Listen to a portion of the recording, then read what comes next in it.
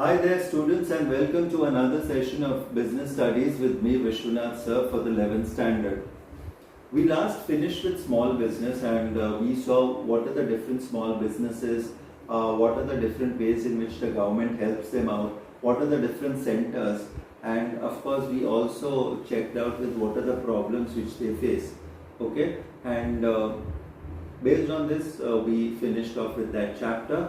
Now from here we shift our focus to a new chapter which is known as internal trade. Now when we talk about trade is basically buying and selling of goods, okay, and when it is internal trade it is basically within the boundaries of the country.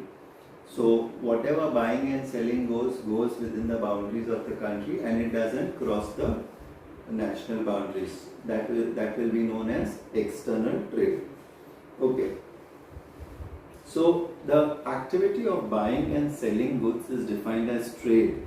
Trade is a medium which enables the manufacturers to make their product available for consumption in any part of the world. We can go to a departmental store in New Delhi or Mumbai and buy sports equipment manufactured at Jalandhar, the sweets of Bengal, the chocolates of Belgium, or the kiwis from Australia. All this is only possible because of trade. Today the goods are not produced and sold within the geographical boundaries, rather they cross all the states and even the national boundaries which reach the consumers. Thus we can say that trade eliminates the hindrance of person by creating a link between the producers and the consumers. So trade is a very vital aspect which will increase the economy of a particular country. Fine. So repeating again, it is trade is basically the activity of buying and selling goods. So let us go now directly and understand the term internal trade. Internal trade means the buying and selling of goods which takes place between two states within the national boundaries of that particular country or of a country. Examples: goods manufactured in Gujarat are available in Delhi, Karnataka, Kerala, etc. Second, Chandra Medicals buys medical devices from Mohit Surgicals, Gujarat, and sells them to the distributors across the country. Okay, while as external trade, when we define it, it crosses the boundaries of the country. So we buy a Japanese car or an American car or a Korean car in India. Okay, so right now we are not going to focus on external trade, we are going to focus on internal trade and how it goes about in the making. Fine. So first, internal trade is basically the buying and selling of goods within the boundaries of a nation, that is referred to as internal trade. Let us go through the features of internal trade.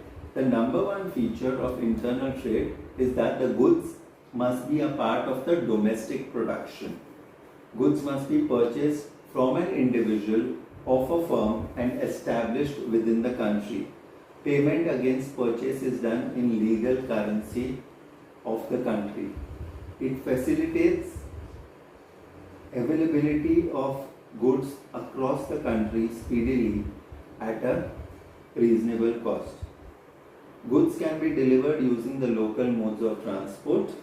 It does not have any custom or import duty, but the buyers need to pay the goods and service tax, that is the GST, as per the rates determined by the finance ministry. Okay, so just repeating the features of internal trade. The goods must be a part of the domestic production. The goods must be purchased by an individual or a firm and established within a country.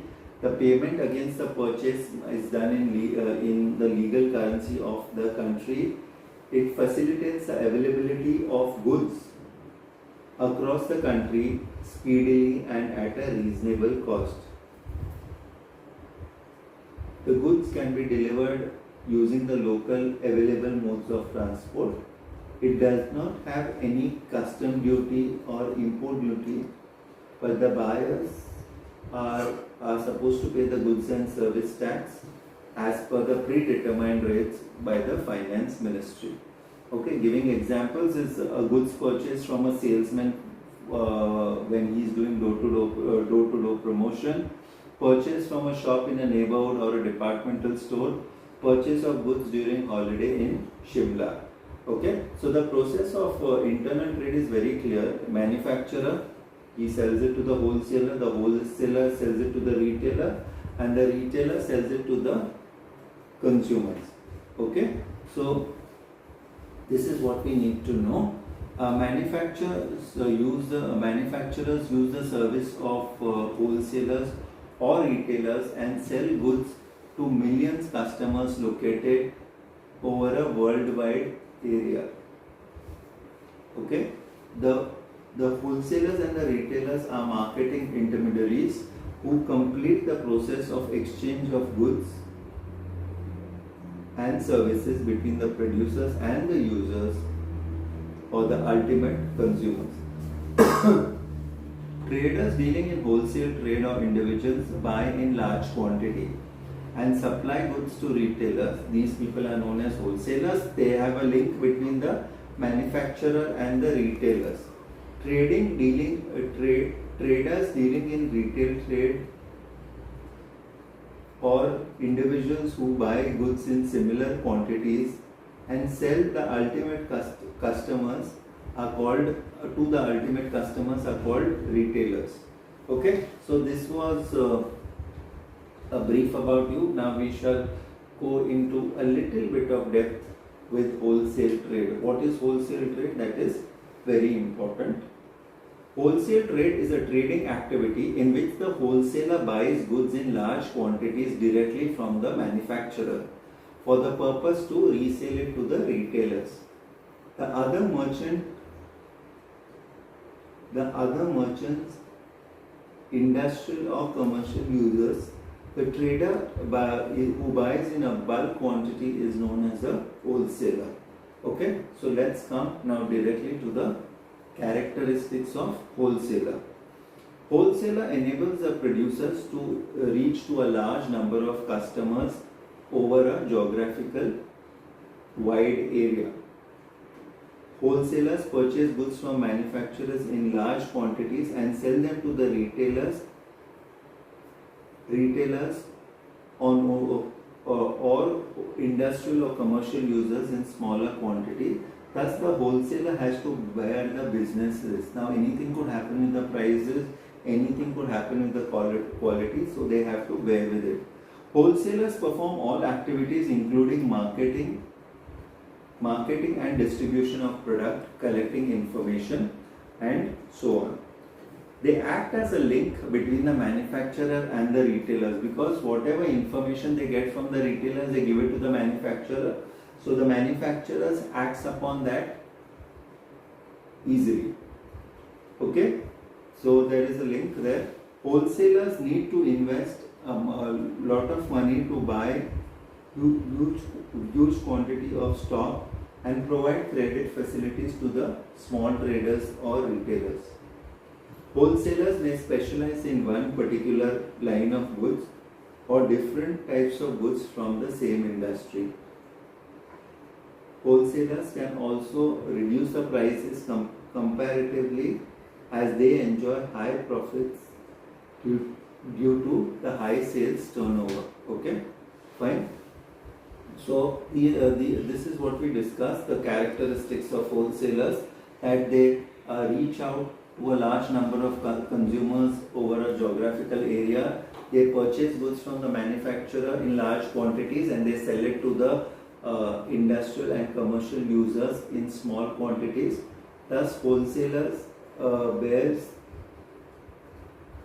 the business risk because he buys everything in a bulk.